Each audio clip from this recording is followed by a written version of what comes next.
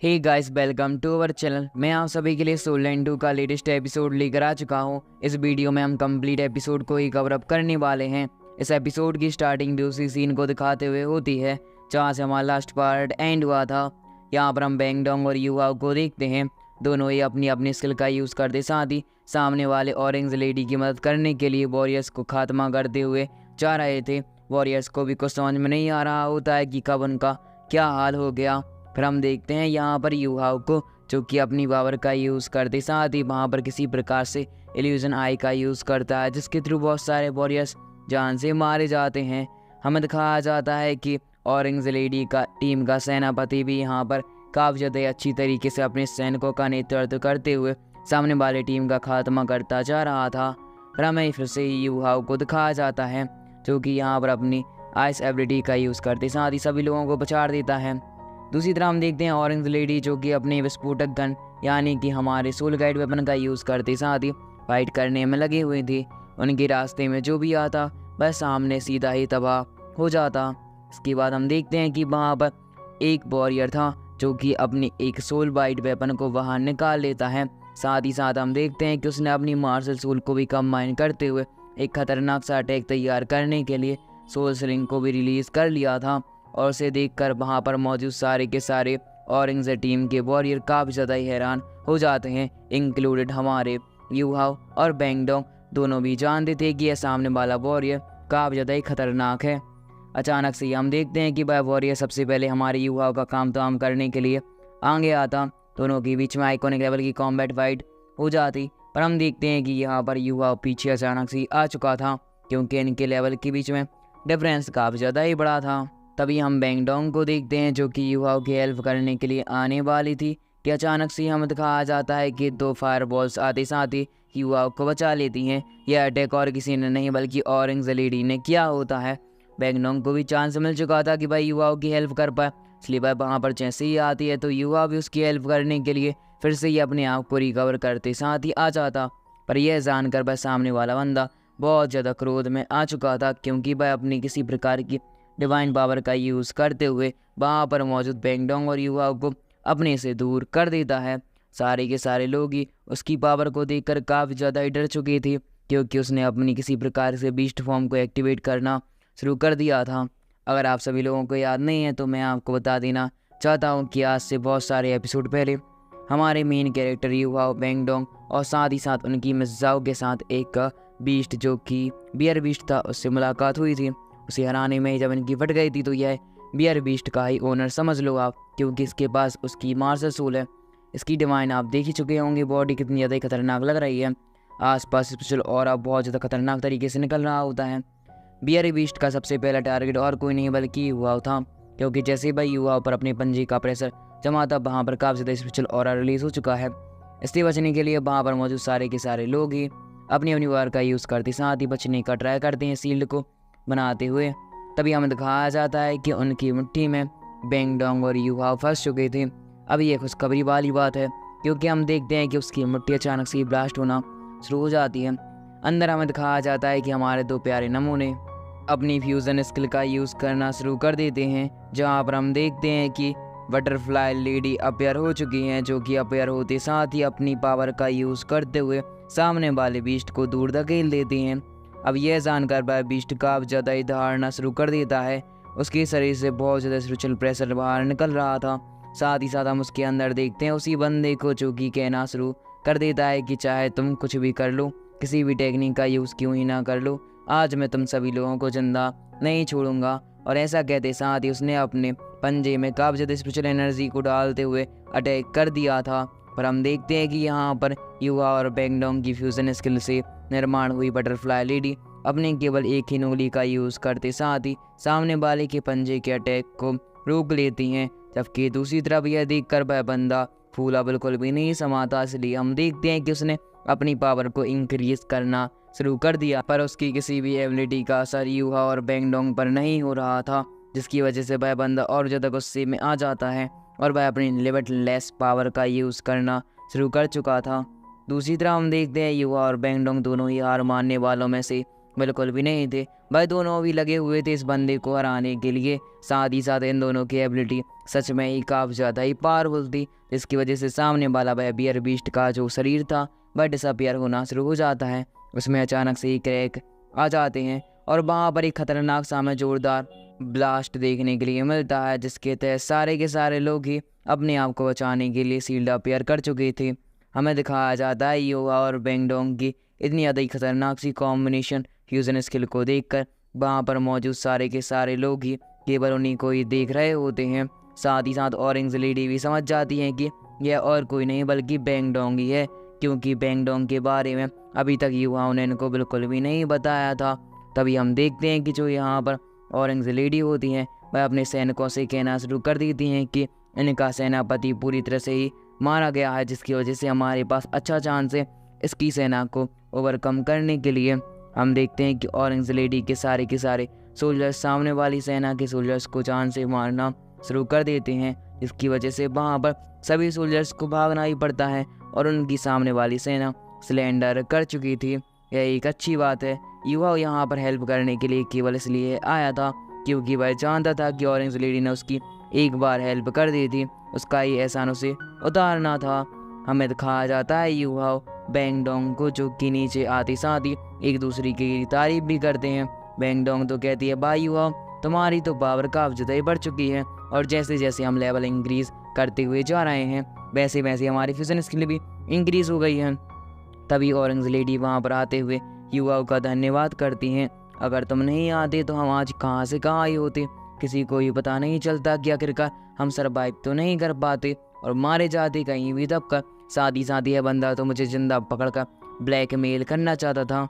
तभी हम देखते हैं युवा को जो कहता है नहीं आपने मेरी एक बार हेल्प की थी और मैंने भी आपकी हेल्प कर दी है, इसकी वजह से सब कुछ फिटुस हो गया है। दूसरी तरफ हम बैंगडोंग को देखते हैं जो कि इनकी बातों को सुन रही होती है और मन ही मन में जल रही थी। अचानक से जो ऑरेंज लेडी होती हैं वह युवाओं से गुड बाय बोलकर वहाँ से निकलना शुरू कर चुकी हैं। साथ ही साथ उन्हें युवाओं को आप जानते हैं कि थोड़ा बहुत क्रश तो पहले से ही है।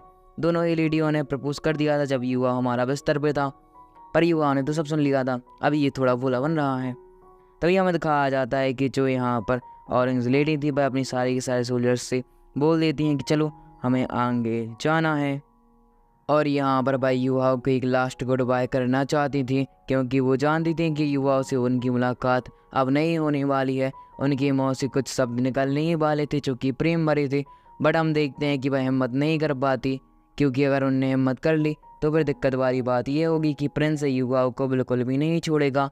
युवा बैंगडोंग के साथ वहाँ से निकल जाता है। हमारा सीन यहाँ से कट होकर एक जगह पर आता है जहाँ पर हम देखते हैं कि चारों तरफ ही बर्फ़ होती है, बर्फीली चट्टानों के साथ। यहाँ पर हमें दिखाया जाता है एक प्रकार से खंडर को, जो कि किसी क्लैन का ही सबूत तो मुझे तो लग रहा है। युवा और बैंगडोंग तुरंत ही वहाँ पर आ जाते हैं। आते साथ ही हमें दिखाया जाता है युवाओं को। इसे देखकर जो यहाँ पर युवा होता है वह बैंगडोंग से पूछना शुरू कर देता है कि मैं सही सोच रहा हूँ कि ये तुम्हारा हाउतियान सेक्ट है।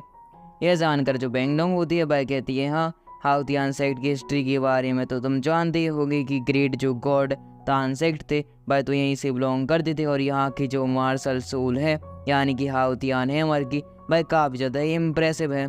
यहाँ पर हम देखते ही युवा को जो जैसे जैसे आगे बढ़ता हुआ जा रहा था उसे अचानक से कुछ मिस्टीरियस पावर का अनुभव होना शुरू हो जाता है और नेक्रोमेंसर भी युवाओं को समझाता है कि यहाँ की जो चार्म स्किल है वह काफ़ी ज़्यादा खतरनाक सी है।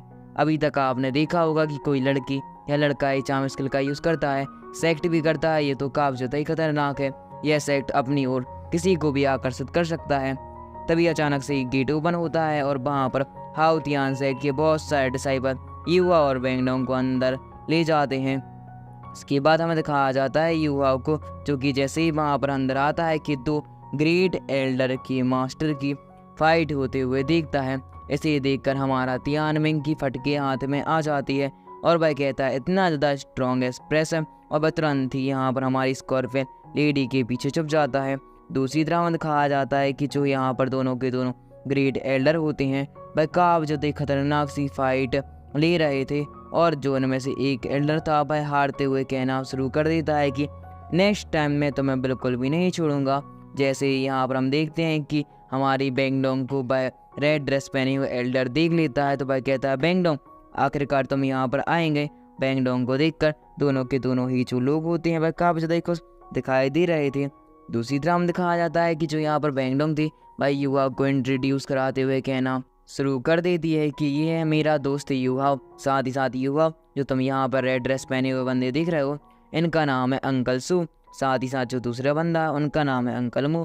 हम देखते हैं कि जो अंकल मुँह होते हैं वह कुछ ज़्यादा ही लुक करना शुरू कर देते हैं और वह कह रहे होते हैं कि युवाओं तुम मुझे ग्रैंड बाई बुला सकते हो। साथ ही साथ हम इस तरफ देखते हैं कि भाई युवाओं से फाइट करने के लिए कुछ ज़्यादा ही उत्सुक लग रहे थे क्योंकि वह जानते थे कि अगर बैंगडोंग ने युवाओं को अपना फ्रेंड बनाया है तो वह काफ़ी ज़्यादा ही ताकतवर होगा। तभी अचानक से वहाँ पर एक बंदा आ जाता है जो कि दोनों को ही अंदर बुला लेता है।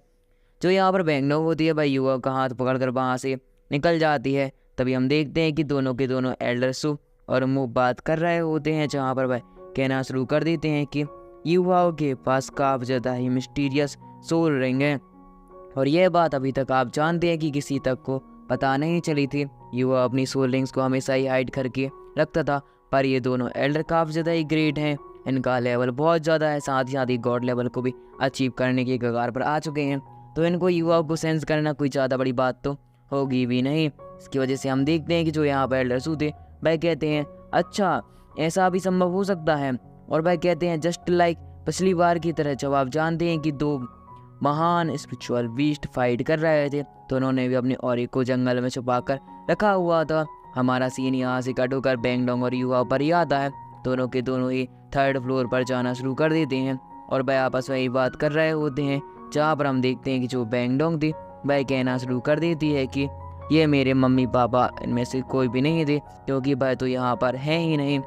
युवा कहता है अच्छा ऐसी बात है पर तुम्हारे मॉम डैड कहाँ हैं? मुझे तो लगा था कि जब तुम यहाँ पर इसी हाउतियान सेक्ट से बिलोंग करती हो तो वो ना हो तुम्हारे मॉम डैड भी यहीं से बिलोंग करते होंगे। यह जानकर जो यहाँ पर बैंगडोंग होती है वह कहती है अरे नहीं नहीं। इसके बाद हमें दिखाया जाता है कि जो यहाँ पर बैंगडोंग और युवा होते दोनों के दोनों ही हाउतियान सेक्ट को स्टैब्लिश करने के लिए मास्टर के सामने आकर ग्रीड करते हैं और यह मास्टर और कोई नहीं आप लोगों को तो पता ही होगा कि हमारे प्यारे तान सेक्ट के डैडी जी हैं।